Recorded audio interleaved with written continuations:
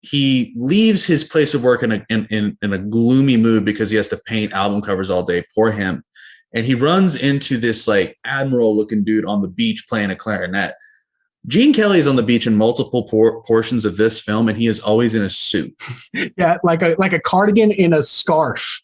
Like it's always something, and a fedora. He looks at least a bit seamany. Seamany is not a word I thought I'd use today. Seamany.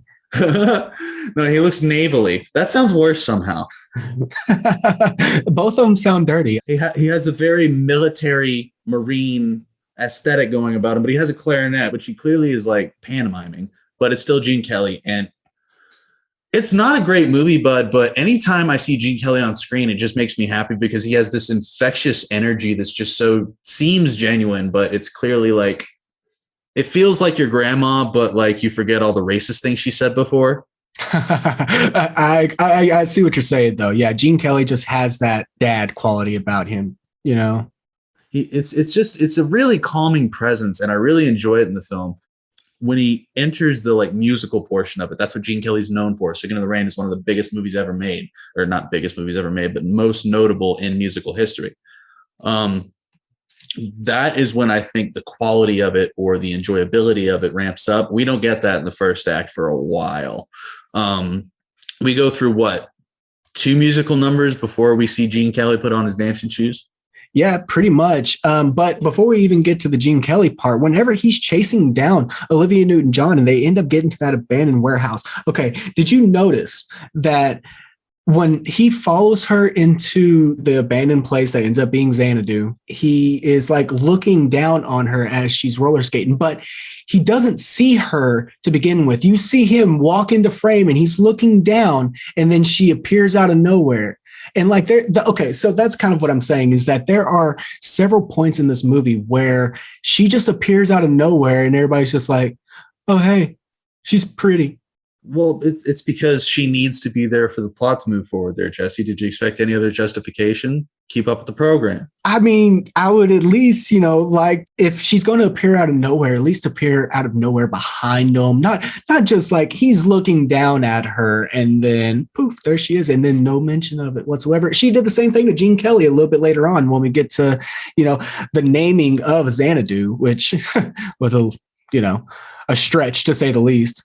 My favorite thing about the venue you're talking about, it's an old broken down auditorium, and it's an old auditorium because it clearly used to say auditorium on the front, but then I just have it written down as Udioium because all the things have fallen off. And then there's a shot where after it clearly says Udiotium, the next day where there's no renovation whatsoever, it says Uditotium. So somebody fucked up. So Gene Kelly's dance number, man, besides the actual like combining of the 1940s and the 1980s song, that one was pretty cool. This probably had to be the part of the movie that I enjoyed the most. It was very well shot, very well executed. I like the kind of the combining of the 1940s and what was today or in that room, in that space.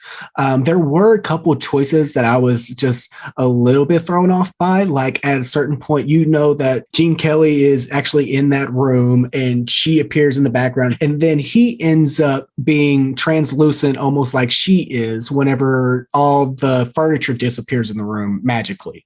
I didn't really understand that portion of it, but it was interesting to say the least. The number itself was really entertaining, but it just had those points in it that I'm just like, wait, what?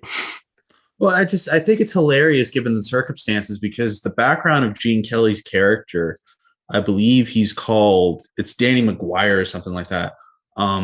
Yeah, Danny. He used to lead a big band back in the 40s, and that's how he has this connection with Sonny. And Kira was around back in the 40s. Ooh, but she was the same age. How did she do that? The plot thickens and it gives me the dickens. Shout out Andre 3000. And then he just plays the like, oh, I'm old and I don't understand how you still look the same age and you're not the same person, but I'm just an old man. So what do I know? Well, this film is based entirely on happenstance. And the fact that like her current quote unquote flame and her old flame from the 40s would meet, that's the odds of that are very astronomical.